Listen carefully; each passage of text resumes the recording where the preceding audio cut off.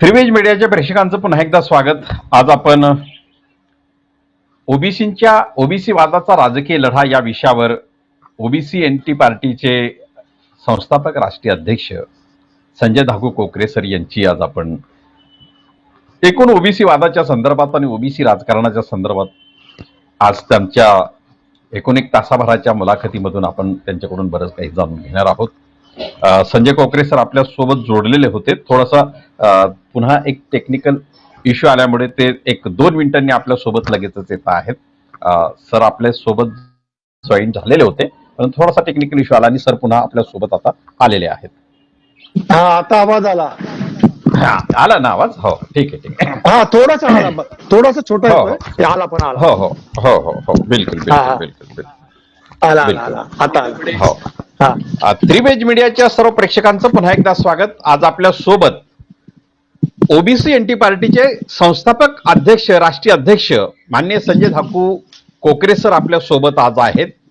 आज आपण त्यांच्यावर ओबीसी लढा, ओबीसी राजकारण, ओबीसी समाजकारण, ओबीसी अर्थकारण आणि एकूणच ओबीसी वादाच्या संदर्भात त्यांच्याकडून बरंच काही जाणून घेणार आहोत. सर्वप्रथम मी संजय धाकू कोकरे सर यांचं त्रिवेज मीडियामध्ये सर्वप्रथम मी स्वागत करतो. सर नमस्कार. धन्यवाद धन्यवाद. सर सर्वप्रथम मी आपल्या प्रेक्षकांसाठी आपल्याकडून हे जाणून घेण्यासाठी उत्सुक आहे की गेल्या 30 जून रोजी आपण राष्ट्रीय ओबीसी दिवस साजरा केला आणि बऱ्याच व्यक्तींप्रमाणे मलाही ती जिज्ञासा आहे प्रेक्षकांच्या वतीनं की या राष्ट्रीय ओबीसी दिनाचं नेमकं औचित्य किंवा नेमकं कशा निमित्तानं तो साजरा केला जातोय या संदर्भात आपल्या प्रेक्षकांना सर्वप्रथम सांगावं. मी सर्वांना जय संविधान आणि जय ओबीसी सर्व फ्रीवेच्या प्रेक्षकांना मीडियाच्या. आज 3 जून आहे आणि 3 जून ह्याच दिवशी 1851 ला बहुजनांना महात्मा फुले आणि त्यांच्या धर्मपत्नी सावित्रीबाई फुले यांनी बहुजनांना शाळा सुरू केल्या होत्या आणि त्या दोघात आपण त्यांना मी जे स्मृतींना त्यांच्या वंदन करून सुरुवात करतो. 30 जून ओबीसी वादी चळवळीचे कार्यकर्ते संपूर्ण महाराष्ट्रात ओबीसी दिन साजरा करतात. ह्याच पार्श्वभूमी जर बघितली आपण तर 2006 साली ह्या महाराष्ट्रामध्ये, ह्या मुंबईमध्ये आम्ही काही ओबीसी युवकांनी एकत्र येऊन, त्याच्यामध्ये माझ्या पत्नीचा फार मोठा पुढाकार होता, त्या संस्थापिका होत्या. त्यांनी ओबीसी विद्यार्थी परिषद याची स्थापना केली आणि त्या ओबीसी विद्यार्थी परिषदची अध्यक्ष अभिषेक नार्वेकर जे सोनार समाजाचे युवा आघाडीचे अध्यक्ष होते त्यांना नेमलं माझ्या मिसेसनी. त्याच्यानंतर 30 जून 2008 साली ओबीसी फाउंडेशनची स्थापना केली स्वर्गीय सुप्रिया संजय कोकरे यांनी. आणि 30 जून 2009 साली आम्ही या देशामध्ये, या महाराष्ट्रामध्ये राजकीय पक्षाची स्थापना करायचं ठरवलं आणि जर राजकीय पक्ष नोंदणीकृत झाला तर आम्ही ठराव मांडला गेला होता की 30 जून हा ओबीसी विद्यार्थी परिषदचा स्थापना दिन, 30 जून हा ओबीसी फाउंडेशनचा स्थापना दिन, 30 जून हा ओबीसी एनटी पार्टी ऑफ इंडियाचा स्थापना दिन, हा स्थापना दिन म्हणून आणि त्याचबरोबर माझा वाढदिवस म्हणून पण हे समीकरण एकत्र करून आम्ही 30 जून हे ओबीसी दिन साजरा करतोय. याच्या पाठचं कारण हेच आहे की आमचा उद्देश लोकांपर्यंत जावा. आम्ही का स्थापना केली ओबीसी फाउंडेशनची, ओबीसी विद्यार्थी परिषदची किंवा ओबीसी एनटी पार्टी ऑफ इंडियाची? कारण आम्हाला आमच्या अस्तित्वाची जाणीव ओबीसी समाजाला करून द्यायची होती की आम्ही आहोत आणि संविधानाची जनजागृती करायची होती. आणि ह्यासाठी भावी पिढीला, वर्तमान पिढीला याची सतत जाणीव व्हावी की आमचं अस्तित्व या महाराष्ट्रामध्ये आहे. आम्ही सुद्धा इथे राहतो. जे गुलामगिरीच्या गुलामीलाच आम्ही स्वतंत्र समजत आलो आहे, त्याच्यातून कुठून बाहेर काढण्यासाठी, स्वतंत्र अस्तित्व ओबीसीचं निर्माण करण्यासाठी, अस्तित्व दाखवण्यासाठी, संविधानिक अधिकार हक्क जागृती करण्यासाठी 30 जून ओबीसी दिन आम्ही एक माझा वाढदिवस आणि संघटनेचा वर्धापन दिन व संघटनेचा स्थापना दिन म्हणून आम्ही 30 जून हा दिवस ओबीसी दिन म्हणून साजरा करतो. मला इथे अभिमान वाटतो लोकांनी दुर्लक्ष केलं. आम्ही 2010 सालापासून 30 जून मुंबईमध्ये सुरुवात केली. हा संपूर्ण महाराष्ट्रभर हा 30 जून साजरा करतोय आम्ही. आणि 30 जूनला सुरुवातीला दुर्लक्ष केलेले लोक आता काही काही लोक विरोध करू राहिलेत. मी सांगतो की आज जे विरोध करतात आहे किंवा ज्यांनी दुर्लक्ष केलंय, काही दिवसांनी या घराघरात 30 जून ओबीसी समाजाचा साजरा होईल. आणि आणि सर्वजण जे स्वीकारत नाही ते स्वीकारतील. कारण आज तुम्ही बघितलं 30 जूनला महाराष्ट्रामध्ये काही ठिकाणी 29 जूनला रात्री 11:50 फटाके वाजल्या ओबीसी दिनचं स्वागत करण्यासाठी. आणि म्हणून मी सांगतो 30 जून हा दिवस ओबीसी समाजाचा अस्तित्व दिन म्हणून या महाराष्ट्रामध्ये नव्हे तर संपूर्ण देशभर हा साजरा केला जाईल. सर, सुप्रियाताई म्हणजे आज मला वाटतं या जगात नाहीत असं काही मी ऐकलंय. पण सुप्रियाताई आणि तुमच्या मनामध्ये ओबीसी विद्यार्थी परिषद, ओबीसी फाउंडेशन आणि ओबीसीची राजकीय पार्टी असावी हा विचार नेमका कसा आपल्या मनामध्ये प्रवेश केला, म्हणजे याची काय नेमकी पार्श्वभूमी राहिली? बरं काय आपण जर बघितलं, जर ओबीसीवादी चळवळीतून नेतृत्व निर्माण झालं तर ते स्ट्रक्चर मजबूत असतं, चळवळीतून निर्माण झालं. आणि जर एखाद्या जातीतून निर्माण झालं, जातीतून, तर त्याचा कल जातीकडे असतो, अधिक असतो आपल्या जातीकडे. आणि दुसऱ्या समाजाचा पण ओबीसी मधला त्याच्याकडे लक्ष असतं की तो त्या जातीचं नेतृत्व आहे. आणि राजकीय पक्षाचे जे अजेंडे आहेत ते काय करतात आहे की ओबीसी नेतृत्व तयार करतात आहे. आणि हे नेतृत्व लागलेलं नेतृत्व असतं, हे नेतृत्व. आणि ह्याचं सच्चीकरण करण्यासाठी आपल्याला बघितलं की रातोरात राजकीय पक्षांनी या ओबीसी समाजाचं नेतृत्व लागलेलं आहे. मी महाराष्ट्राचं उदाहरण घेत नाही, या देशाचं प्रधानमंत्री मोदी साहेबांचं उदाहरण देतो, नरेंद्र मोदींचं. त्यांनी काय केलं, त्यांनी निवडणुकीच्या कायद्यावर बघितलं, मी ओबीसी हूं, मैं निश्चित हूं म्हणून ओबीसीचे गोड बोलून धूळ चापा देऊन मत घेऊ शकतात. पण ओबीसी समाजाच्या हितासाठी हे काही आपल्या तत्वे पार पडू शकत नाही. कारण त्यांचे हात पाय हे RSSने बांधलेले आहेत, त्यांचे हात पाय हे त्यांची मातृ संघटना बीजेपीने बांधलेले आहेत. हे ओबीसीला फक्त धूळचापा पडून ही RSS आणि बीजेपी ही संघटना त्या लोकशाहीमध्ये पेशवाई वस्ती आहे. आणि याला कुठे धक्का देण्यासाठी, ओबीसी समाजाचं स्वतंत्र अस्तित्व निर्माण करण्यासाठी आम्ही सुप्रिया संजय कोकरे आणि सर्व आम्ही त्यांच्या सहकार्यांनी, मी त्यांचा पती आहे, सर्व सहकार्यांनी ओबीसी फाउंडेशन, ओबीसी विद्यार्थी परिषद, OBC NT party of India, OBC महिला आघाडी नंतर स्थापन झाल्या, ओबीसी युवा आघाडी स्थापन झाल्या, अशा अनेक संघटना आम्ही स्थापन केल्या.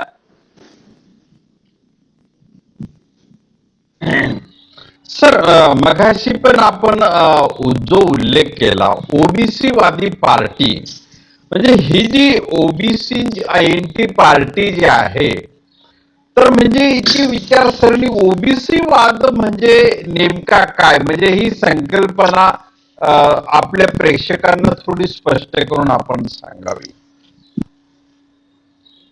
ओबीसी वाद मी स्पष्ट बोलतो प्रत्येक वेळी की ही संघटना मी माझ्या विचारधाऱ्यावर आम्ही चालवतोय, संजय धाकू कोकरे यांच्या विचारावर स्पष्ट. आणि आम्ही संविधानवादी आहे, संविधानवादी आहे.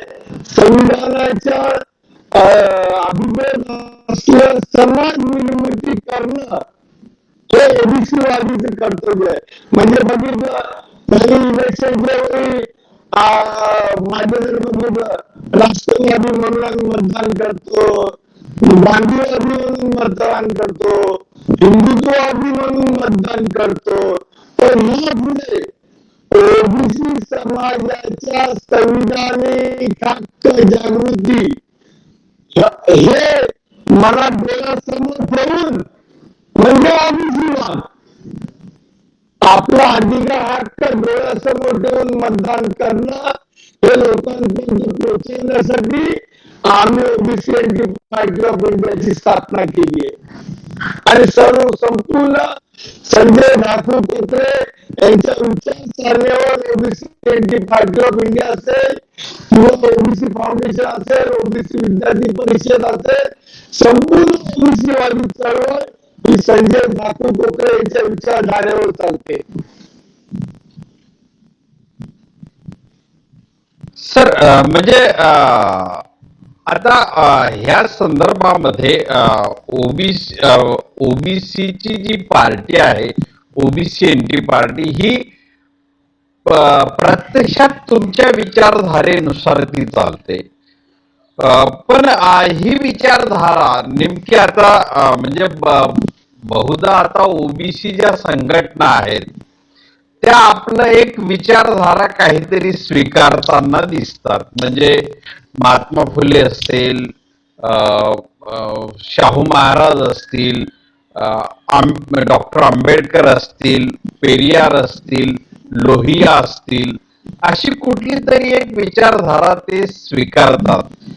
एक नेमकी म्हणजे संजय कोकरे यांची अशी काही विचारधारा आहे की स्वतंत्र विचारधारेचं तुमचं काही लेखन वगैरे आलेले या संदर्भामध्ये? नाही, स्वतंत्र लेखन काही नाही. आम्ही एक स्वतंत्र गट बनवतोय. ही विचारधारा म्हणजे आमची, आम्हाला आम्ही हिंदू आहोत आणि आमचा वैदिक धर्म वेगळा आहे हे लोकांपर्यंत आम्हाला पोचवायचं, ही विचारधारा आहे आमची. हिंदू आज काय झालाय, हिंदुत्व आणि हिंदू धर्म हे लोकांपर्यंत पोचवायचे, ही विचारधारा संजय धाकू कोकरेची ही विचारधारा. कारण हिंदूचा आम्हाला अभिमान आहे, हिंदूचं संरक्षण करणं आमचं आहे. पण आम्ही हिंदुत्वाच्या अधिपत्याखाली, हिंदुत्व म्हणजे पेशवाईचं, ब्राह्मणांचं, RSSचं रक्षण करणं हे हिंदुत्व झालेलं आहे आणि ह्याच्यापासून कुठेतरी आम्हाला तोड द्यायचंय, आमचं अस्तित्व आहे. आणि आम्ही बोलत नाही, एकच सांगत आहे की आम्हाला अल्पसंख्याकचा दर्जा द्या, आमचा धर्म एक वैदिक धर्म आहे. वैदिक राष्ट्रीय अल्पसंख्याक आयोगाने मागणी केलेली आहे की आम्हाला अल्पसंख्याकचा दर्जा द्या, आमचा धर्म हिंदू नाही आहे. त्यांना मान्यता दिली आहे की खरोखर तुम्ही हिंदू नाहीये. आज तुम्ही बघितलं असेल भिडे, संभाजी भिडे यांचं उदाहरण मी तुम्हाला देतो की महाराष्ट्रामध्ये त्यांना अटक करण्यासाठी मोर्चे निघाले, तर तिकडून मोर्चे निघाले हिंदुत्व खतरे, हिंदुत्वाच्या शानमध्ये म्हणजे हिंदुत्व पुढे येतं आणि हिंदू समाजाचं रक्षण करण्यासाठी संजय धाकू कोकरेचं विचारधारा आहे, स्वतंत्र अस्तित्व आणि ते संविधानवादी आहे. आम्ही मुख्य उद्देश त्याला की संविधानाला अभिप्रेत असलेला समाज निर्माती करणं हे संजय धाकू कोकरेची विचारधारा आहे. सर म्हणजे संविधानाची विचारधारा हीच संजय कोकरे यांची विचारधारा आहे आणि तीच ओबीसी एनटी पार्टीची विचारधारा आहे. संविधानाच्या अनुषंगाने आपण जर म्हणजे एक बघितलं तर संविधानामध्ये एक सर्व देशातल्या एका सर्व घटकांसाठी एक वेगवेगळ्या तरतुदी आहेत आणि एक समानही तरतुदी आहेत. म्हणजे समानतेची संधी असेल, संधीची समानता असेल वगैरे या गोष्टी. तर संविधानात संविधानवाद स्वीकारत असताना म्हणजे नेमका गाभा म्हणून आपण नेमकं काय स्वीकारतात की संविधानाचा हा जो गाभा आहे हा पुढे आम्हाला न्यायचा आहे असा काही आपला पार्टीचा ध्येय किंवा उद्दिष्ट या संदर्भात आपण कसं ठरवलेलं आहे? संविधानाचा गाभा काय समतेच आहे आपल्याला माहिती आहे. आपल्याला संविधानाच्या प्रत्येक पानामध्ये समता दिसेल. या देशामध्ये दोन गट झाले, म्हणजे आरक्षण. आरक्षणाचं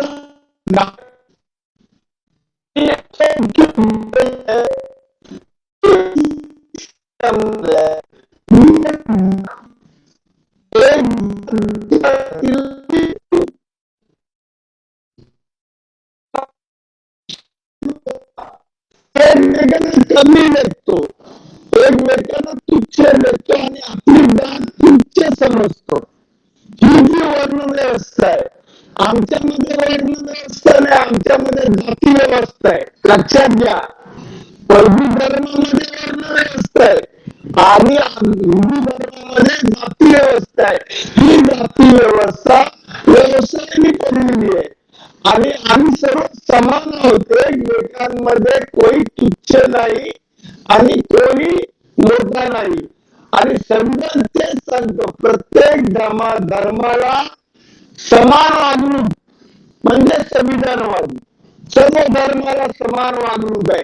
पण आज काय झालंय, आमच्या हिंदूंना काही लोक शिव्या घालतात आणि म्हणून मी कुठेतरी मोठमोठ्या लोकांची नावं घेत नाही. तुम्ही यांची नावं घेतली म्हणजे यांना शिव्या घाला. म्हणून कुठेतरी आम्ही थोडस लांब गेलो आणि मग मी स्वतः विचार केला, जर आपण एखादी विचारधारा मांडली तर मग 10 लोक आम्हाला टीका टिप्पणी करतात.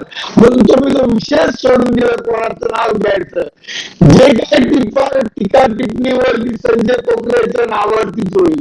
मी समजले माझेच विचार आहेत, आमचेच विचार आहेत आणि म्हणून मी माझं नाव घेतो संजय कोकरेंच्या विचारधारेवर. कारण आमचा धर्माचं जी आम्हाला उंची नीची जी भेदभाव आहे ती आम्हाला मिटवायची आहे. सर्व समान आहेत हे आम्हाला दाखवायचं आहे. आणि जो पगडा आमच्यावर वैदिक धर्माचा आहे तो आम्हाला दूर करायचा आहे. तर म्हणजे ओबीसीचा राजकीय पक्ष म्हणून तुमचा पक्ष तुम्ही स्थापनच केलेला आहे, त्याचं रजिस्ट्रेशन पण झालेलं आहे. आज महाराष्ट्रामध्ये ओबीसीच्या स्थानिक स्वराज्य संस्थांमध्ये आरक्षणाचा एक प्रश्न गंभीर बनलाय, म्हणजे ते जवळपास नष्ट झालेले आहे. आणि महाराष्ट्रातल्या 5 जिल्हा परिषदांमध्ये ज्या जागेवर ओबीसी निवडून आलेले होते त्या जागा आता बाद झालेल्या आहेत आणि तिथे पोटनिवडणूक सुरू आहे. तर अशा वेळी ओबीसी एनटी पार्टीने नेमकी काय भूमिका घेतलेली आहे? त्या ठिकाणी काही उमेदवार दिलेले आहेत का, किंवा तिथं कुणाला पाठिंबा दिले आहे का, किंवा त्या पोटनिवडणुकीच्या संदर्भातली सध्याची भूमिका काय, आणि हे राजकीय आरक्षण मिळवण्यासाठी ओबीसी पार्टी नेमकं काय करणार आहे? पहिला तुम्ही प्रश्न बोलताना म्हणजे चुकीचं विधान बोलला की हे नष्ट झालं आरक्षण. नष्ट झालं नाहीये, लक्षात घ्या सर. आरक्षण हायकोर्टाने निर्णय काय दिला, तुम्ही जर अटीची पूर्तता केली तर आरक्षण पूर्ण होईल. म्हणजे जो त्रिसूत्री कार्यक्रम कोर्टाने दिलाय, म्हणजे आपण नरसिंहरावनी राजीव गांधींनी जो 73 आणि 74 घटना केली आणि त्याला आव्हान दिलं, त्याच्यामध्ये 2010 ला पण तो निकाल आला. आपल्याला सर्वांना माहितीये 2010 ला SC ST आणि ओबीसी यांना आरक्षण देण्यात यावं आणि पण 50% वरती जावं हायकोर्टाचा निर्णय आहे. पण दुर्दैवाने तिथे आरक्षण या 5 देशामध्ये जास्त गेलं, रद्द झालं.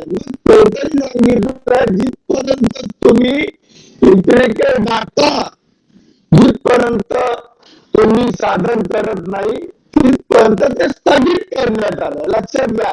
आणि स्थगित सर हे स्थगित फक्त 5 निवडणुकीपुरती नाही, या ग्रामपंचायत नगरपालिका तेवढ्या पुरतीच नाही तर तेवढा महाराष्ट्रापुरतीच नाही तर संपूर्ण देशाचा प्रश्न आहे. संपूर्ण देशाचाच प्रश्न आहे. त्याच्यामुळे महाराष्ट्र सरकारने आणि महाराष्ट्र सरकार दिशाभूल करते, केंद्र सरकार दिशाभूल करते. दोन्ही सरकार, जे बीजेपी सरकार केंद्राचं आणि महाराष्ट्राचं महाविकास आघाडी ह्या लोकांना दिशाभूल करताय. काय सांगताय की महाविकास आघाडी काय सांगताय, केंद्र सरकारने सांगतात. काय केंद्र सरकारकडे काय सांगतात, डाटा द्या, इम्पिरिकल डाटा. जे आर्थिक कसला डाटा, इम्पिरिकल डाटा केंद्राकडे तुम्ही काय सांगता. केंद्राकडे काय आहे, सामाजिक आणि आर्थिक सर्वे आहे. त्याच्यामध्ये ओबीसीचं कॉलम नाहीये. लक्षात घ्या सर, जनगणनेमध्ये ओबीसीचं कॉलम नाहीये आणि आर्थिक सर्वे मध्ये पण कॉलम नाहीये. मग कुठला कॉलम आहे जनगणनेमध्ये? आपण जर बघितलं, तुम्ही एससी आहात का, तुम्ही एसटी आहात का किंवा आधार, तेवढं.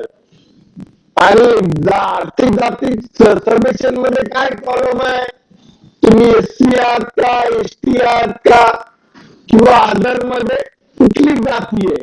म्हणजे त्याच्यामध्ये सर्व जाती आले.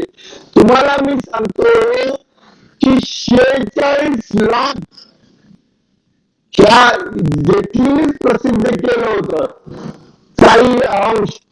46 लाख जाती त्याच्यावर दाखवले गेले. म्हणजे लोकांनी काय केलं, ओबीसी लोकांनी, काही लोकांनी जाती दाखवल्या, काही लोकांनी उपजाती दाखवल्या, काही लोकांनी कुळ दिलं, काही लोकांनी वंश दिलं, काही लोकांनी गावाची नावं दिली, काही लोकांनी आपल्या विभागाची नावं दिली जातीच्या कॉलम मध्ये. अशा 46 जाती.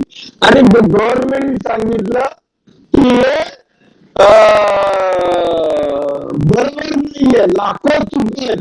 महाराष्ट्रामध्ये 69 लाख चुक आहेत, 69 लाख चुक आहेत. म्हणजे ते अथॉराइज नाहीये. आणि तर हे काय सांगतात, तुम्ही केंद्राकडून आणतात. आता मुख्यमंत्री सांगतात राज्यपालांना की तुम्ही केंद्राकडून आणा. म्हणजे राज्यपालांना तुम्ही नेमणूक केली आहे का मंत्रालयाचं, ओबीसी मंत्रालय?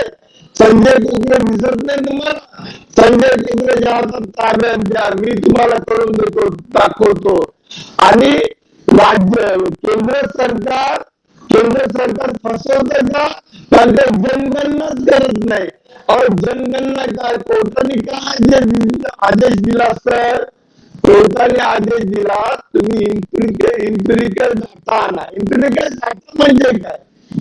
इम्पिरिकल डाटा म्हणजे वास्तुनिष्ठ माहिती. वास्तुनिष्ठ म्हणजे माहिती म्हणजे काय, निश्चित लोकसंख्या, तुमची साक्षरता, तुमची निरक्षरता, तुमची रोजगार, तुमचे बेरोजगार, मग असंघटित कामगार, संघटित कामगार, किंवा आपण म्हणू शासकीय नोकरी किंवा खाजगी नोकरी, व्यावसायिक, तुमच्या आरोग्याची स्थिती काय आहे, तुम्हाला जीवनावश्यक वस्तू मिळतात का, तुमचा मानव निर्देशांक काय, किती लोक दारिद्र्यरेषेखाली आहे, त्याची दारिद्र्य स्थिती काय नाही, ही जिथपर्यंत लोकसंख्या कळत नाही तिथपर्यंत तुम्हाला देता येत नाही. म्हणजे जनगणनेचा प्रश्न आहे. आता महाराष्ट्र राज्याकडे एवढी मोठी संधी चालून आली होती. मी तर कोर्टाचं अभिनंदन करतो की त्यांनी चांगला निर्णय दिला की त्यांनी सांगितलं आहे महाराष्ट्र सरकारने सांगितलं की आम्ही राज्य मार्गवर्ग आयोगाला दिलाय. अहो, राज्य मार्गवर्ग आयोगाचा निर्णय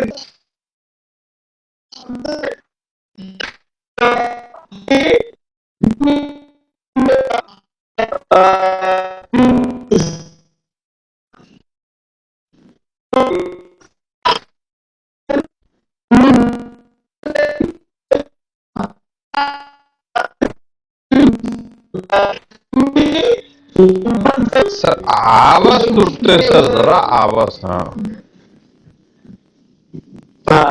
तुम्ही कायदा करून त्या विधानसभेमध्ये महाराष्ट्र सरकारने जनगणना झाली आम्ही करू हे तुम्ही तुम्ही नेमला मान्य होता. म्हणजे महाराष्ट्र राज्यामध्ये विधानसभेमध्ये कायदा करून भारतासाठी जनगणनेसाठी म्हणजे इम्पिरिकल डाटा जनगणनेचा फरक लक्षात घ्या. 5 वर्षासाठी असेल तो इम्पिरिकल डाटा, 10 वर्षासाठी असेल तो जनगणना लक्षात घ्या. आणि जनगणना म्हणजे काय, इम्पिरिकल डाटा तुम्हाला फक्त निवडणुकीमध्ये ठेवला राहील, पण जनगणना ओबीसीच्या सर्व समस्याच्या जे काही हाल आहे, जे काही प्रत्येक जातीच्या समस्येचा हाल आहे तो म्हणजे जनगणना. म्हणून महाराष्ट्र शासनाने केंद्र सरकारला खंतवून सांगितलं पाहिजे, जर तुम्ही करत नसेल तर आम्ही करतो. जसं मागे पटोले साहेबांनी सभापती विधानसभेचे तुम्ही ठराव पास केला होता, तसा ठराव करून स्वतः जनगणना केली पाहिजे. आणि केंद्र सरकारच्या जनगणनेला भविष्यात घातला पाहिजे की आम्ही करणार नाही, तुम्ही जर ओबीसीची करत नाही तर आम्ही तुम्हाला सहकार्य करणार नाही. काय आहे, तुम्ही एससी आहात का एसटी आहात, फक्त ओबीसी एकच. आणि आता पेपर आता तर तुझं कॉम्प्युटराईज झालंय, तेवढंच मोठीच आहे. पण महाविकास आघाडी आणि केंद्र सरकार हे ओबीसी समाजाला जनगणना करायची नाहीये, त्यांना आरक्षण उडवून टाकायचं आहे. ते मागेच बोलले ना, आम्हाला आरक्षण नाही तर कोणाला आरक्षण नाही. ही धोरण हेच चाललाय. आज ओबीसी वर आलाय, उद्या एससी एसटी वर यायला वेळ लागणार नाही, एवढं मी सांगू इच्छितो. सर पण ह्या ज्या निवडणुका चालल्यात, पोट निवडणुका, याच्यामध्ये एक ओबीसी पार्टीची भूमिका म्हणून नेमके उमेदवार दिले आहेत का, हा एक मुद्दा. आणि दुसरा मुद्दा म्हणजे आता सर्वसामान्यपणे त्या 5 जिल्ह्यांचा जेव्हा कानोसा घेतला गेला तेव्हा त्याच्यातून अशी एक माहिती बाहेर येते की ज्या जागा ओबीसींना दिलेल्या होत्या राजकीय, त्या बऱ्याचशा जागा या कुणबी जातीतील उमेदवारांनी लढवलेल्या होत्या आणि ते यशस्वी झालेले होते.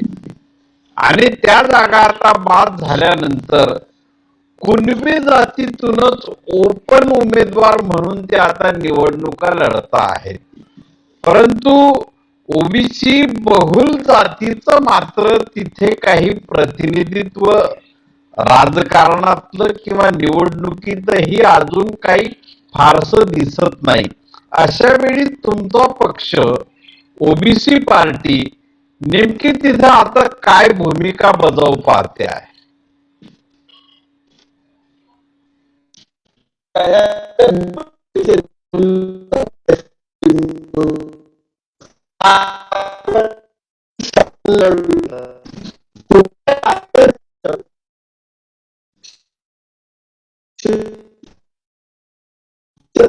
हॅलो हॅलो हॅलो सर, आवाज येतो? हॅलो बोला बोला बोला हॅलो, बोला. हा येतो, आवाज येतोय, आवाज आवाज येतो. कुठलाही राजकीय पक्ष सरळ त्याच्यामध्ये हात घालत नाही.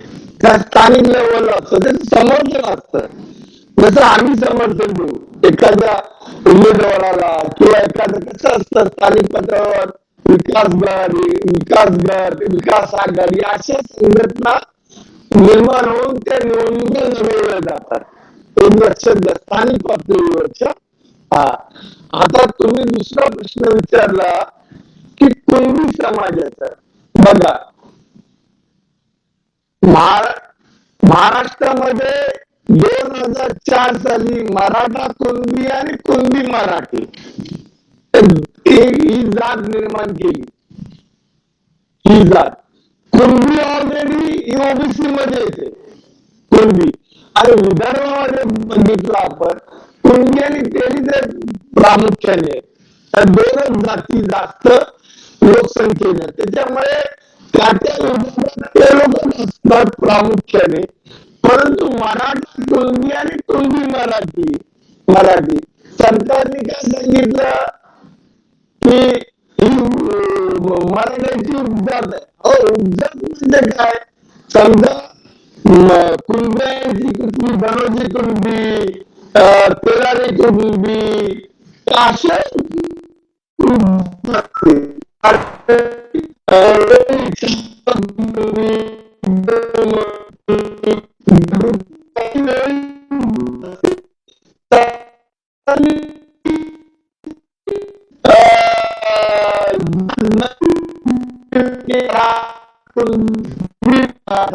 मराठा समाजाच्या आणि मग सर्टिफिकेट बघितले असे लोक काही त्यांना न्यायालयाने आव्हान पण दिलेलं आहे.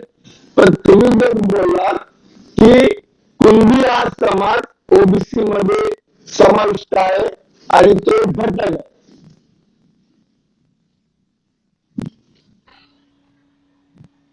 सर म्हणजे हा जो पक्ष ओबीसीचा राजकीय पक्ष तुम्ही स्थापन केला, आता याची म्हणजे येणाऱ्या निवडणुकांमध्ये किंवा देशभर याच्या प्रचार प्रसारामध्ये किंवा हा पक्ष देशभर वाढवण्यासाठी आपला उद्देश आहे की केवळ तो महाराष्ट्रात मजबूत करायचा आहे? नेमकं येणाऱ्या काळामध्ये काय आपल्या पक्षाची उद्दिष्ट ठरलेली आहे?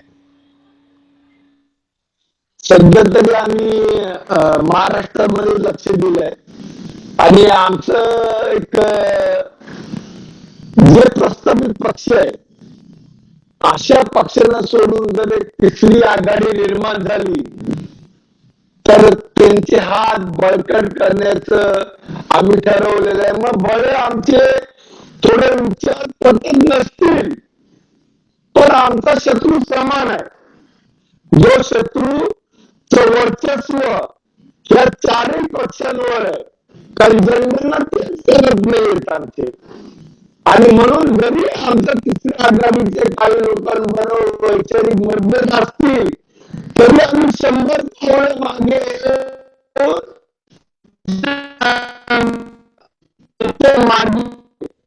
एकही पण आम्हाला नाही. पण त्यांना निवडून आणण्याचं काम जर आम्हाला सन्मानाने बोलवलं तर तिसऱ्या आघाडीसाठी आम्ही काम करणार. आणि आमचा बऱ्याच आहे त्या महाराष्ट्रामध्ये सशक्त पर्यटन. सर बऱ्याच वेळा असं पाहिलं गेलंय की महाराष्ट्रामध्ये जेव्हा तिसरी आघाडी उभी राहते किंवा देशात तिसरी आघाडी उभी राहते तेव्हा एक काळ असा होता की काँग्रेसला शह देण्यासाठी तिसरी आघाडी उभी राहायची. तिसऱ्या आघाडीला 3 वेळा सत्ताही मिळाली देशामध्ये. परंतु बऱ्याच वेळा तिसरी आघाडी उभारताना भारतीय जनता पक्षाचा एक त्याच्यात हेतू असा असतो की यामुळे काँग्रेस आणि त्या सत्ताधाऱ्यांचे वोटिंग जे ती कमी करून त्याचं जे मार्जिनाइज जे आहे म्हणजे त्याचं भाजपाला फायदा होऊ शकतो असा एक काळ होता.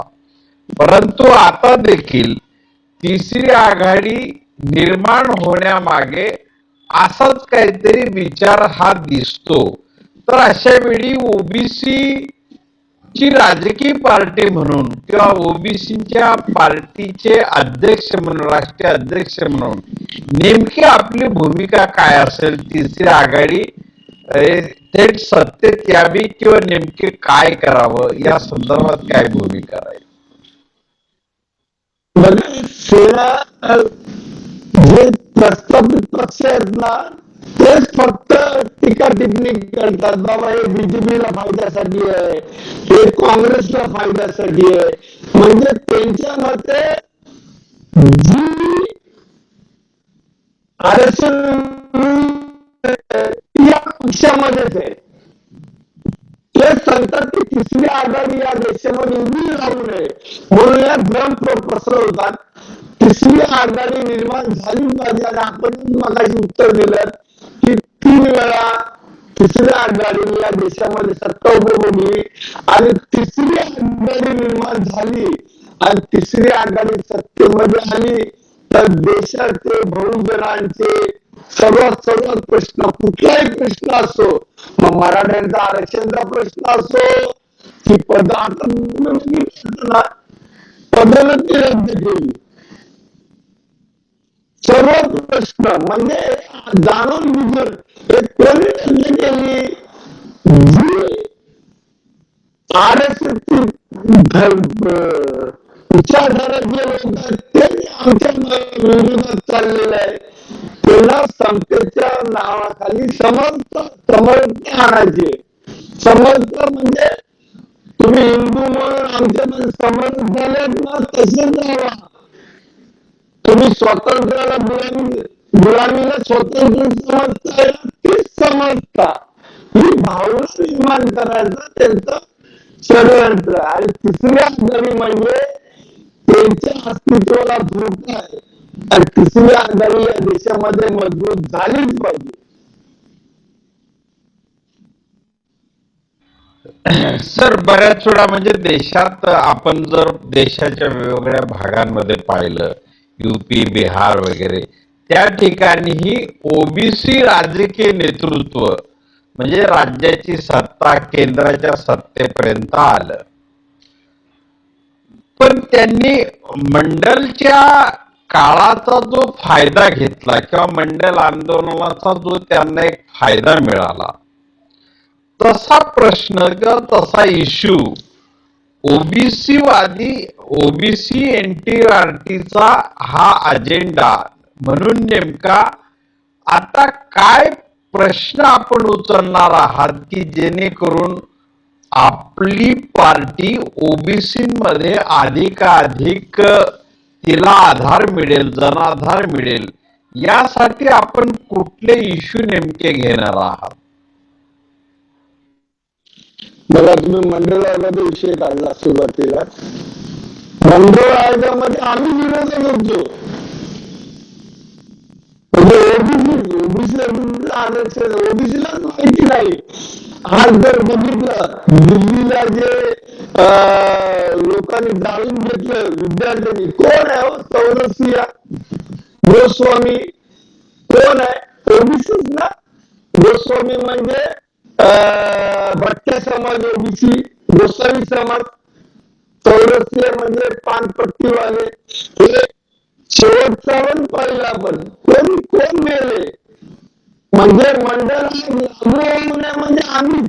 आणि मोर्चे काढले महाराष्ट्रामध्ये कोण होतो? आम्हीच. तर आम्ही होता ते अजून एक एससी एसटी आरक्षण मिळत आहे, त्यांचं वाढ होत आहे. आम्हाला हे काहीच माहिती नव्हतं ओबीसी समाजाला. म्हणजे ज्यांना माहिती होतं माहिती, म्हणजे ओबीसी समाजाच्या 99% लोकांना ओबीसी मंडळ आयोग काय माहितीच नव्हतं, पहिली गोष्ट. पण तसा राहिलं नाही. आता हे ओबीसी समाज जागरूक होत आलेला आहे. माझा ओबीसी समाज जागरूक झालेला आहे, हे संपूर्ण सत्य आहे. आता तो मंडळ आयोगाच्या विरोधात आत्महत्या करणार नाही. मंडळ लागू करण्यासाठी तो उलट रस्त्यावर येईल. आता तुम्ही प्रश्न विचारला ओबीसी एनटी पार्टी ऑफ इंडियानी काय करायला पाहिजे. आमचा मुख्य उद्देश आता बघा तुम्हाला तो मुख्य उद्देश त्या प्रस्थापित समाजाविषयी आणि जनजागृतीविषयी आम्ही एक कोरोनाचं काळ आहे म्हणून पुढच्या 2022ला ते सलग 2-3 वर्ष आम्ही जनजागृती मोहीम जनजागृती यात्रा कमीत कमी 1.5 वर्ष एका महिन्याचा ज्ञान नाही. तर आम्ही ठरवलं, आम्ही अजेंडा ठरवलाय की आम्हाला प्रत्येक गावात जायचं. मग 1.5 वर्ष लागलं तरी चालेल. 1.5 वर्षाचे आम्ही आखरी कार्यक्रम आखलेला आहे. पण तो कोरोनाच्या काळामध्ये आम्ही थोडा थांबवलाय. एक कारण दिला की प्रस्तावित पक्षाच्या विरुद्ध त्यांची धोरणं लोकांसमोर कसं आम्हाला अधोगतीला आणतात आहे, कसे लुबाडतात आहे आणि जनतेमुळे फायदा होईल याची जनजागृती ओबीसी वादी चळवळीचे सर्व कार्यकर्ते करणार आहेत. सर, ओबीसी समाज जो आहे म्हणजे ओबीसी समाजाला शैक्षणिक आणि नोकऱ्यांमधलं आरक्षण आहे. स्थानिक स्वराज्य संस्थांचं आरक्षण तुर्तास स्थगित आहे. परंतु ओबीसी समाजाला ज्या सार्वजनिक क्षेत्रामध्ये प्रतिनिधित्व मिळतं नोकऱ्यांच्या माध्यमातून, असे क्षेत्र सर्व सरकारी क्षेत्र, सार्वजनिक क्षेत्र ही खाजगी भांडवलदारांच्या ताब्यात दिली जात आहे. म्हणजे जे संविधान मानणारे जे पक्ष आहेत हे आपलं सामाजिक संघटन करण्यामध्ये गुंतलेलं असताना बडे पक्ष जे आहेत, मोठे पक्ष, सत्ताधारी पक्ष देशाच्या सर्व सार्वजनिक संस्था या खाजगी भांडवलदारांच्या ताब्यात देत आहेत. अशा वेळी ओबीसी एंटी पार्टी ऑफ इंडियाची हे सगळं थोपवण्यासाठी भूमिका असेल की हे पुढे चालूच राहावं अशी काही भूमिका असेल, नेमकं या संदर्भात आपला पक्ष काय करणार आहे? तर लक्षात घ्या, सरकारी नोकऱ्यामध्ये लाखो बॅकलॉग बाकी आहे ओबीसीचा, अजून भरला नाहीये. केंद्र सरकार असो किंवा राज्य सरकार असो, दोघांमध्ये बाकी आहे. आणि विद्यार्थ्यांचं 27% 2% आरक्षण आलंय. जे नीट परीक्षेचं बघितलं म्हणजे सर्व तऱ्हेने खाजगीकरणच्या विरोधात मी आहोतच. पण ओबीसीचं जे आहे संविधानिक अधिकार हक्क तो सुद्धा नेस्तनाबूत झालेला. आता तुम्हाला सांगतो की जो पंचवार्षिक योजना जी पैसा दाखवला जातो दरवर्षी पंचवार्षिक नियोजन समिती, ती 10 लाख हजार कोटी आमच्यासाठी राखली मागे होते 52% प्रमाणे. तर दिली किती? फक्त 1,200 कोटी आम्हाला राखीव केलं. आणि आम्ही विचारलंय कसं काय केंद्र सरकारला, तर सांगितलं की तुमच्या वाट्याला 25 पैसे फक्त येतात आहे. म्हणजे तुम्ही विचारायचं नाही, कारण तुम्ही भिकारीला दान दिलंय, तुम्ही आपल्याला किती दान दिलं असं विचारायचं नाही. अशी परिस्थिती या देशातल्या बीजेपी सरकारने ओबीसीची केलेली आहे. त्यांनी एवढा दान टाकला 25 पैशावर, त्यांनी 25 पैशाचं दानच नाही केलं. असं या काय, आणि अशी केंद्र सरकारची जी नीती आहे ती आम्ही महाराष्ट्र, कारण आम्ही टीका करताना जो सत्ताधारी अन्याय अत्याचार करतो त्यांच्यावर टीका करणार. आम्ही आता जेव्हा आता आम्ही सत्ताधारी महाराष्ट्र सरकार टीका करतो तर आमच्यावर म्हणतात संजय कोकरे सत्ताधारी होतो तो बीजेपीचा माणूस आहे. जेव्हा बीजेपीवर टीका करतो तेव्हा म्हणतो बघा Sanjay Kukde OBC party of India Mahavikas आघाडीची माणसं आहेत. म्हणजे हे टीका टिप्पणी चालू आम्ही कोणाचीच आमचा ओबीसी एनटी पार्टी ऑफ इंडियाचा कोणी गॉडफादर नाही. गॉडफादर आहे आणि तो म्हणजे ओबीसी समाजातील प्रत्येक नागरिक हाच आमचा गॉडफादर आहे.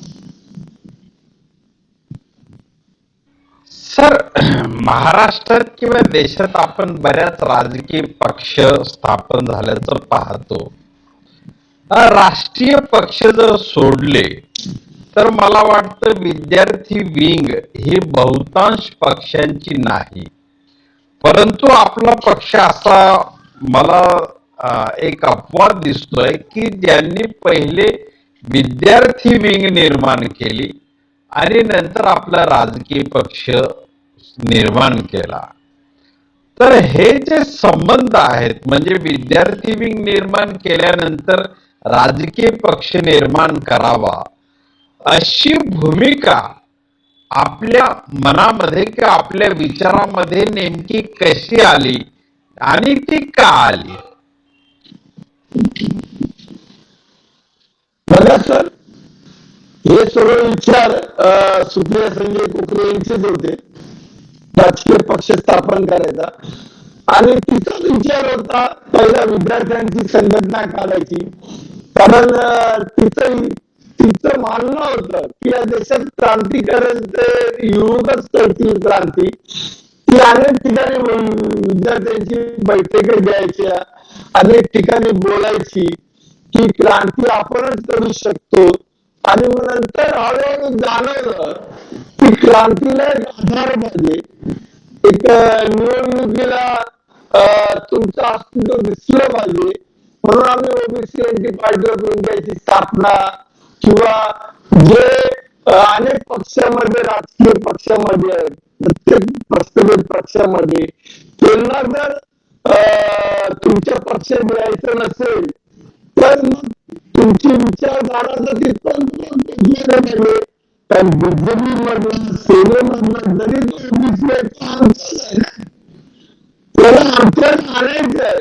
मग आम्ही काय केलं, ओबीसी सुप्रिया संजय कोकरेने हे दिमाग सर्व त्यांचंच आहे. म्हणजे मी नंतर सूत्र स्वीकारली ते त्यांच्या पश्चात मी स्वीकारली, पण ही त्यांनी डोक्यासमोर डोळ्यासमोर ठेवून OBC NT party of India आणि ओबीसी फाउंडेशन मध्ये सर्व राजकीय पक्षाची लोक आज आले. आणि त्याच्यामुळे काय झालं तुम्हाला सांगतो की अनेक राजकीय पक्षाची लोक आज आमचे इतके चिंतक आहेत. आज ते बरे आमच्याजवळ येत नसतील, आम्ही हाक मारली तर रस्त्यावर उतरत नसतील, पण आम्ही काय बोलतो, आम्ही काय करतो ते ऐकतात, विचार करतात, त्यांना आम्ही आवाज दिलाय, ते पण बोलतात. म्हणजे पहिले न मिळणारा समाज आज ओबीसीवादी चळवळीने त्यांना आवाज दिलाय.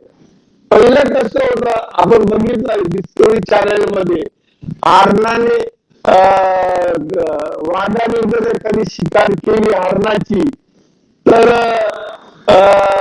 दुसरे हरणाचं कळप स्तब्ध होऊन पाहत असतात. हे आपण बघतो डिस्कवरी चॅनलने. तर कोणाला काही पडलेली नसते ते बाकीच्या लोकांना. या देशामध्ये काय प्रस्तावित समाजाचे ज्यांचे प्रश्न सुटले आहेत त्यांची चर्चा होते आणि ओबीसीने कधी प्रश्न विचारले नाहीये तर त्याला प्रश्न नाहीये असं समजून हा कारभार चाललेला आहे. आम्ही ओबीसीवादी चळवळ आम्हाला माहिती आहे. आम्ही OBC NT party of India स्थापन केली म्हणजे प्रश्न सुटतील या भ्रमात आम्ही नाहीये. पण या हास्यव्य परिस्थितीत किंवा या निराधार अवस्थेत कोणीतरी आपल्या बरोबर आहे ही भावना निर्माण होणं, त्यांना निर्भय बनवणं, देणं,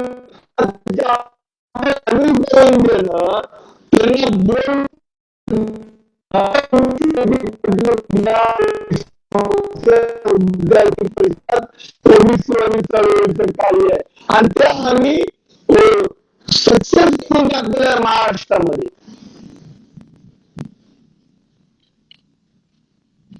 सर, एक राजकीय पक्ष म्हणून, एक सामाजिक भूमिका म्हणून आज महाराष्ट्रामध्ये एक जो प्रश्न तातडीचा एक निर्माण झालेला दिसतो. ओबीसी समाज हा खास करून ग्रामीण समाज आहे, शेतकरी समाज आहे, शेतमजूरही समाज आहे आणि तो बऱ्याच वेळी तुम्ही जी भूमिका मांडली तो हिंदू आहे, परंतु तो वैदिक हिंदू नाही अशी आपण भूमिका मांडलेली. आज महाराष्ट्रामध्ये पंढरपूरच्या वारकरी संप्रदायाच्या अनुषंगाने जी भूमिका आलेली आहे पुढे, की कोरोनाचा काळ आहे त्यामुळे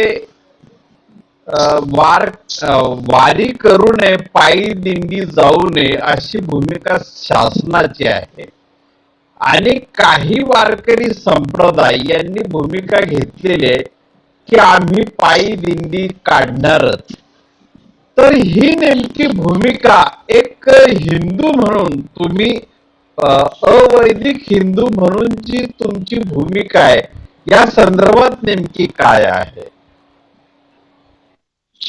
बघा सर, तुम्ही बोलता थोडस गल्लत करता. वैदिक हिंदू हा शब्दच नाहीये. वैदिक हा वेगळा आहे, लक्षात घ्या.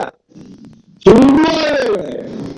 वैदिक वेगळा आणि हिंदू वेगळा. आणि हिंदू वैदिक नाहीये, हिंदू आहे आणि ब्राह्मण हा वैदिक आहे. हे समीकरण फक्त लक्षात ठेवा. आता सरकारने थोडस अर्थातहीपणे भूमिका घेतली. वारकरीच्या बंड्यात आता करांनी पण अर्थातही भूमिका घेतली.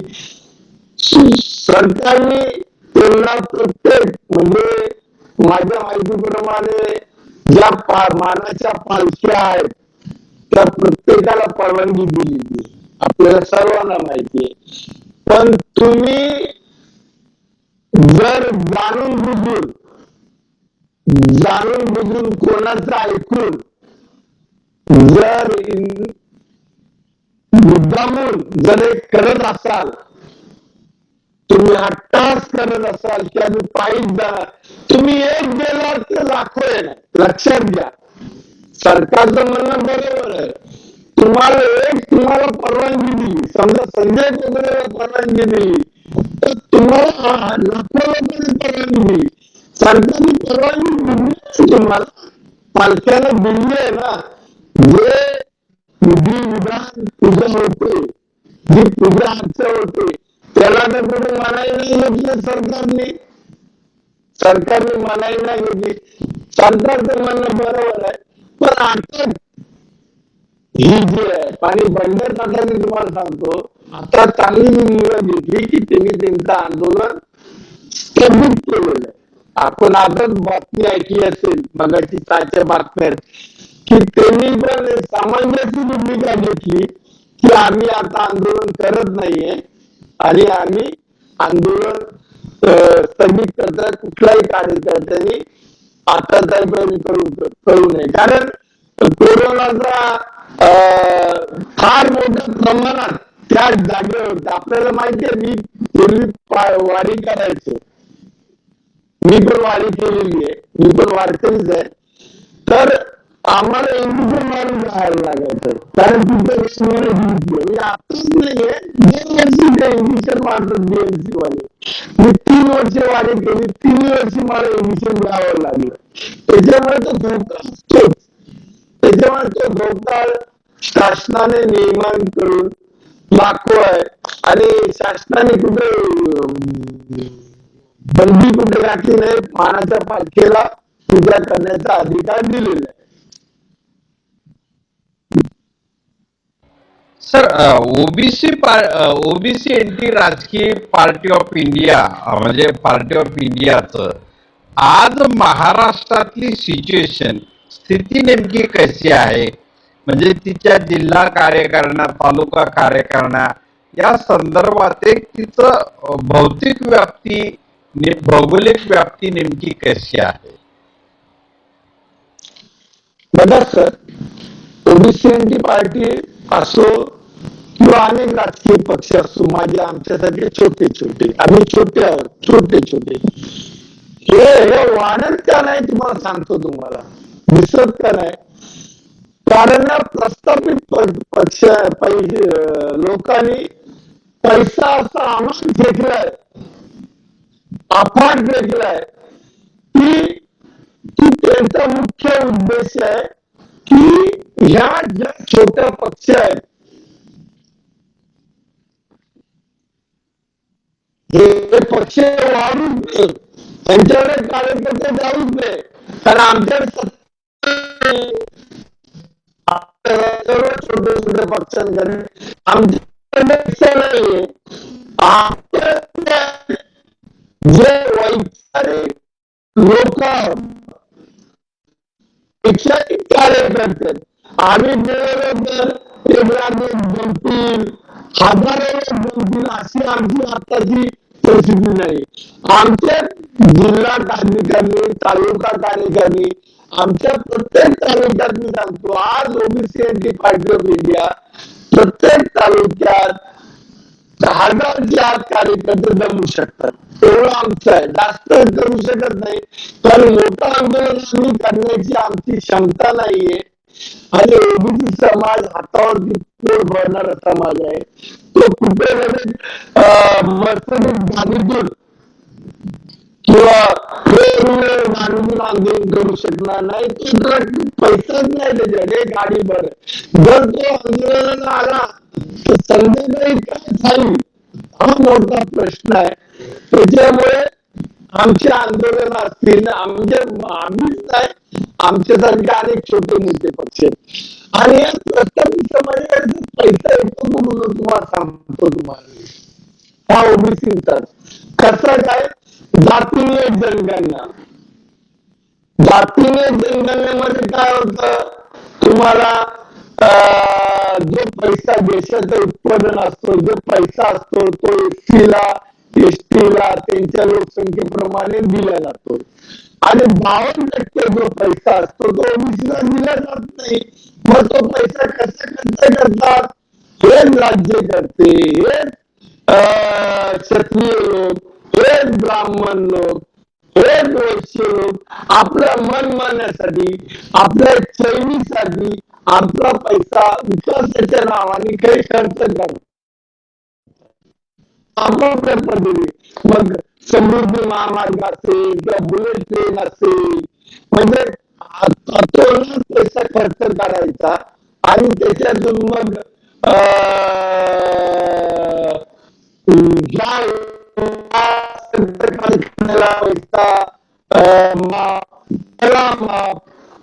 मल्ल्या 9,000 कोटी घेतला ते डुबले.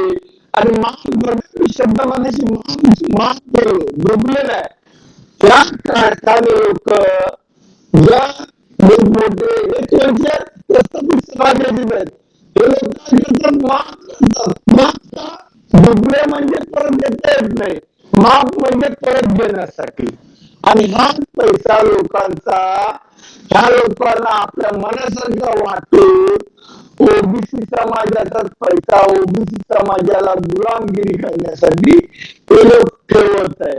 आणि याच्यातून गुंड आणि निवडणुका जिंकल्या जातात. आणि आमच्यासारखे छोटे छोटे पक्ष ज्यांचे कार्यकर्ते फोडण्यासाठी वापरला जातो आणि संपवण्यासाठी वापरला जातो.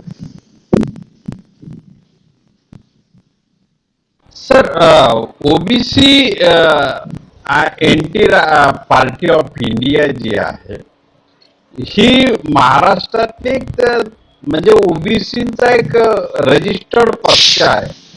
आणि दुसऱ्या बाजूला ओबीसीच्या आपल्याला सामाजिक संघटनाही दिसतात.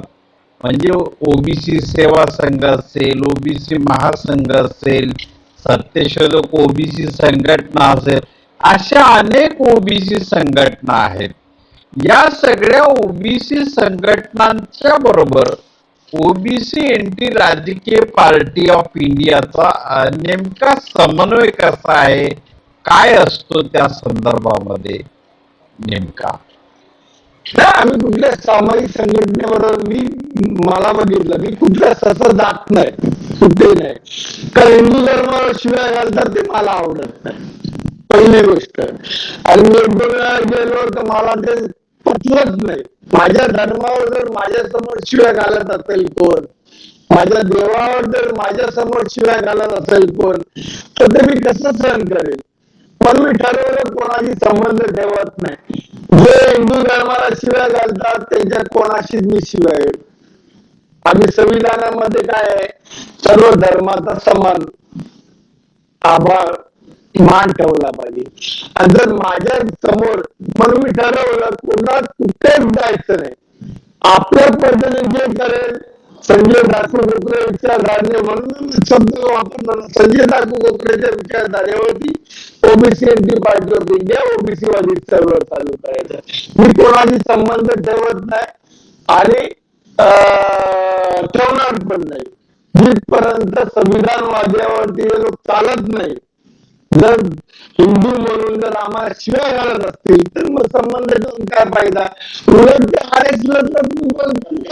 त्याला तेच पाहिजे, त्याला तेच पाहिजे की तुम्ही हिंदू म्हणून शिवाय दिली की आम्ही त्यांच्या वर्तणीला जावं, त्यांना पकडवं, तुम्ही आमचं रक्षण करा, तुम्ही आमचं रक्षण करा. हे त्याला अभिमानच आहे. म्हणून मी यांच्यावर जात नाही. सर, म्हणजे ओबीसी समुदाय, परंतु तो हिंदू धर्माला म्हणजे हिंदू धर्माविषयी तो अपशब्द वापरतो म्हणून, परंतु एक हिंदू धर्माचे म्हणून तुम्ही व्यक्ती आहात.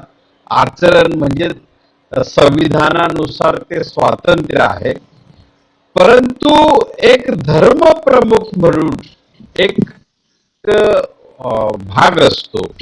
तर तुमच्या मते आज हिंदू धर्म प्रमुख म्हणून तुम्ही कोणाला मानतात आणि कोणाचं आचरण तुम्ही स्वीकारतात नेमकं? बघा, तुम्हाला सांगतो मी, आता वैदिक धर्मवाल्याने आमच्यावर लादलाय कोणाला, RSS ला, हिंदूच. त्यांनी काय सांगतात ते लोकांना सांगतो. या देशातल्या जो राहतो तो हिंदू, त्यांची व्याख्या, मग ते इंग्लंडचा व्याख्यान असो किंवा दिल्लीला कटोरा स्टेडियमला मागे झालं, त्यांनी ते समीकरण केलं होतं. ते लक्षात घ्या, यांना हिंदू बद्दल काहीच माहिती नाहीये, हिंदू धर्माबद्दल. RSS ला त्यांनी व्याख्या केली की हिंदू धर्म आहे. दुसरी गोष्ट, समजा आता माझा मुलगा इंग्लंडमध्ये तेव्हा मुलं झाले ते हिंदू नाही का? तुम्ही ठरवणार कोण? तुम्ही ठरवणार कोण हिंदू या देशातला? त्या देशातला मुस्लिम समजतो, त्या देशातला बौद्ध समजतो, या देशातला शीख समजतो. तुम्ही प्रत्येकाला ठरवण्याचा अधिकार तुम्हाला कोण? तुमच्या वैदिक धर्मामध्ये समुद्र पलीकडे गेला की धर्म बदलतो, पण आमच्या नाही ना.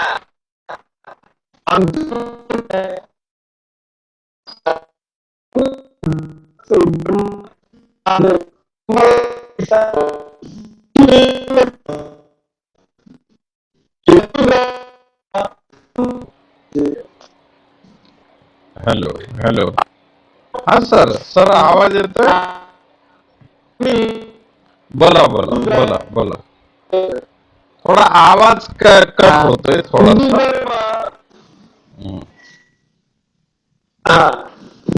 हिंदू धर्म म्हणून आम्ही संस्थापक म्हणून शिवशक्तीला मानले. शिवशक्ती म्हणजे स्त्री आणि पुरुष, लिंग आणि योनी. आणि हे पुरातन काळापासून चाललंय.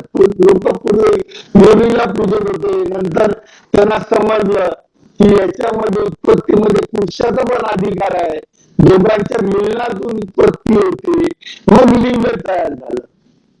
आणि हे लिंग एक आम्ही शिवशक्तीचं रूप मानतो आणि प्रत्येक हिंदू त्या शिवशक्तीला त्याचा संस्थापक मानतो. बघा वैदिकवाले कोणाला मानतात? विष्णूला. त्यांचं बघितलं असाल तुम्ही तर ती पायाजवळ दिसते, शेष नागाच्या विष्णूच्या पायाजवळ दिसते. पण हिंदूचं जर बघितलं शिवशक्ती तर त्याच्यावर साईपाट खेळताना दिसेल, त्यांच्या बाजूला दिसेल किंवा अर्धनारी दिसेल, त्यांच्या मीच झालेलं दिसेल. हा आमच्यामध्ये फरक. आणि म्हणून मी बोललो की आमचा हिंदू संस्थापक, हिंदू धर्म संस्थापक सध्या कोण आम्हाला विचार द्यायचे, काही अंधश्रद्धा असतील. आता बघा हिंदू, तुम्हाला हिंदूंचं काय, हिंदूंचा जर तुम्ही अभ्यास केला तर हिंदू तंत्र याच्यावर आधारित आहे आणि तंत्राला आता म्हणजे तंत्र म्हणजे लोक काय जादू कोणा समजतात, जारण मरण समजतात, असं समजून त्याला बदनाम केलेलं आहे. तंत्राच्या माध्यमातूनच कृषी संस्कार झालेला आहे, कृषीचा शोध लागलाय. तंत्र म्हणजे काय, पूर्वी काय करायचे लोक सुरुवातीला ती शिकार होते आणि तो शिकारीला जायचा, तर तो पण शिकारी होता, तो पण शिकार व्हायचा, दोन्ही होत. म्हणजे तो जेव्हा जायचा तो परत येईल की नाही शाश्वती होती, त्या काळी परत येईल की नाही शाश्वती होती. त्याच्यामुळे त्याच्या मनात झालं की एक कपोकल्ली कलमी, म्हणजे समोर काही नाहीये, एक कपोकल्ली त्यांनी आनंदाने चालू केली. त्याच्याशी तो संवाद साधायला लागला. त्या निसर्गाची, ज्याला महात्मा फुलेंनी निर्मिके नाव दिलं. शिवशंकराला आपल्याला माहिती आहे, शिवशंकराला निर्मिके नाव दिलं महात्मा फुलेंनी. त्या निर्मिकेचा तो आराधना करायला लागला, त्याच्याशी बोलायला लागला, त्याच्याशी एकूण बोलायला लागला. हे तंत्रशास्त्र. त्या तंत्रशास्त्रापासूनच पुढे कृषी संस्कृतीचा शोध लागला, योगाचा शोध लागला. ही हिंदूची विचारधारा आहे. हिंदूचा पाया हा समतेवर आधारित आहे, सर्वांना समान आहे. सर, म्हणजे एकूणच सगळ्याच भूमिकांवर आपण अगदी व्यवस्थित सविस्तर बोलतायत. एकूण आपण मगाशी म्हटलात की ओबीसी हा जो आहे हा काही मर्सिडीज गाड्यांमध्ये येत नाही, म्हणजे अर्थकारणात ओबीसी कुठेतरी मागासलेला आहे, अशी एक परिस्थिती आपणच ती सांगितलेली आहे. तर आर्थिक उत्थान म्हणून ओबीसीच्या आर्थिक उत्थानाचा कार्यक्रम म्हणून नेमकं काय करता येईल या संदर्भात ओबीसी एनटी पार्टी ऑफ इंडियाची नेमकी काय भूमिका आहे? बघा, बरं चांगला प्रश्न विचारला आणि अतिशय महत्वाचा प्रश्न आहे सर. कारण हे सर्वात महत्वाचं आहे, बेस आहे. आम्ही सरकारच्या ज्या संविधानिक अधिकार आहेत का, आता तुम्हाला सांगतो ओबीसी मंत्रालय, ओबीसी मंत्रालय मिटिंग घ्यायला जागा नाही. ओबीसी आर्थिक विकास महामंडळ आणि महायुती बंद आहे. प्रत्येक वेळेला या जिल्ह्यामध्ये, या तालुक्यामध्ये आम्ही वसतिगृह स्थापन करू. ओबीसी छगन भुजबळ सांगतात की आम्ही हे निधी देऊ, ते निधी देऊ, फक्त हवेमध्ये बार सोडतात आहे, बार. ओबीसी पोरांचं खच्चीकरण झालेलं आहे. आज तुम्हाला सांगतो की जे महायुतीच्या माध्यमातून, महायुतीमध्ये जे मराठा समाज आहे त्यांनी महायुतीमध्ये पण घेतलेला आहे सारथीमध्ये पण घेतलाय. सारथी आपण त्यांना येत नाही. तुम्हाला सांगतो सर, सारथी मग त्यांनी काय चालाकी केली त्या सरकारने की मग मराठा कुणबी कुणबी नाव पण सवलत कोण देते? आपण जर बघितलं 119 मुलं आहेत, त्याच्यामध्ये सरकारने बघितलं की 10 मुलं एकच जातीचे आहेत. ज्यांनी इकडे पण भेटलाय तिकडे पण भेटलाय आणि सर्वात जास्त मराठा आणि मराठा कुणबी ते इकडे पण आणि तिकडे पण वेगवेगळे म्हणजे ओबीसी खच्चीकरण. आणि हे मंत्री आमचे बोलत आहेत फक्त हवेत सोडत आहे, फक्त हवेत की आम्ही राज्य मागासवर्गीय आयोगाला सांगितलंय. अहो, राज्य मागासवर्गीय आयोगाला नाहीये की तुमचं इंटेलिजन्स करायचं. मागासवर्गीय कशासाठी स्थापन केलेला आहे? तो एखाद्या जातीला ओबीसी मध्ये समाविष्ट करण्यासाठी. आणि म्हणूनच कोर्टाने पण निर्णय दिला की तुम्ही आयोग नेमा. पण हे काय करतात नेते? आता आमचा मुख्य उद्देश आहे ओबीसीच्या उत्थानासाठी ओबीसी समाजाचे जे मंत्री आहेत त्यांच्यावरती प्रहार करणं, त्यांच्या जी भूमिका आहे, जे 1000 पिढ्यांपर्यंत आमचं लक्ष आहे त्यांच्या त्या भूमिकेवरती कुठेतरी आम्हाला टीका टिप्पणी करायची. तुम्ही आमच्या पिढ्यांकडे बघा, ओबीसीच्या पिढ्यांकडे बघा, ओबीसीच्या समूहाकडे बघा. तुम्ही तुमच्याच पिढ्यांकडे बघू नका, 1000 पिढ्यांचं. आमच्या ओबीसीचं जे रस्ता गेला आहे ते बघा. जे बंद होत आहे, जे हक्काचं आहे तिथे बघा. फक्त हवेत बांध करू नका. आणि मग त्यांनी असे लोक पोचतात की तुम्ही सांगा बाबा केंद्रामध्ये होता, केंद्रामध्ये डाटा मागा, ह्याच्यामध्ये डाटा मागा. केंद्राचा डाटाचा फेल आहे, केंद्राकडे ओबीसी शब्दच नाहीये, ते आर्थिक सर्वे. पण असे जे ओबीसी नेते जे झुलतात पडतात आहे, जे बीजेपी मध्ये पण आहे आणि जे महाविकास आघाडीमध्ये, त्यांचं खरं स्वरूप हे जर दाखवलं तरच ओबीसी समाजाचं उत्थान होऊ शकतं. सर, शेवटी तुम्ही ओबीसी एनटी पार्टी ऑफ इंडियाचे राष्ट्रीय अध्यक्ष म्हणून ओबीसी समाजाला काय संदेश देणार? सर, ओबीसी समाजाला संदेश हाच देईल. नुसतंच आता काय ओबीसी समाज शिकतोय, शिक्षण घेतोय. तो आता तो पहिल्यासारखा मागास राहिला नाही, शिक्षण घेतोय. शिक्षणाचं महत्व घटनाकार डॉक्टर बाबासाहेब आंबेडकरांमुळे जे सांगितलंय, शिक्षण हे वाघीचं दूध आहे, ते त्याच्यात त्यांना तर प्रत्यय आला आणि शिक्षण घेत आहे. संविधानामुळे, घटकारांमुळे शिक्षण घेत आहे. हे आता हळूहळू. पण माझं त्यांना सांगणं त्या पलीकडे पण की नुसतं शिक्षण घेऊ नका, तर शिक्षण साक्षरतेबरोबर तुम्ही सामाजिक साक्षरता बनवा. कारण शिक्षण तुम्हाला बुद्धी देईल, बुद्धीची जोपासना देईल, पण सामाजिक साक्षरता तुम्हाला विचार देईल. सामाजिक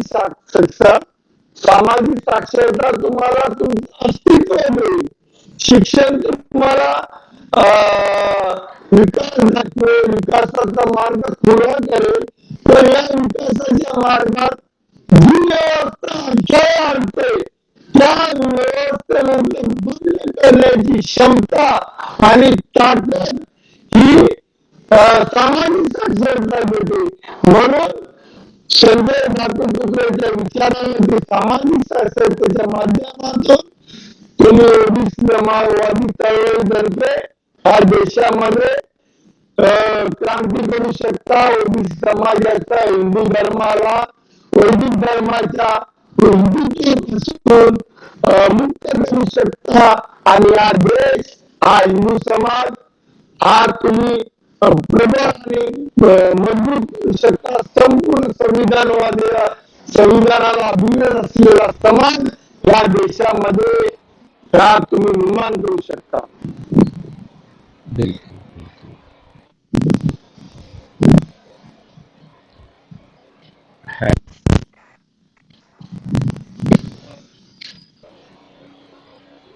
सर धन्यवाद. तुम्ही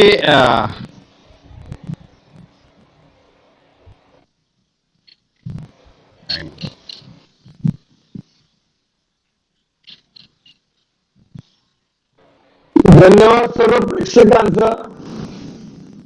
जय भीम, जय ओबीसी, जय संविधान.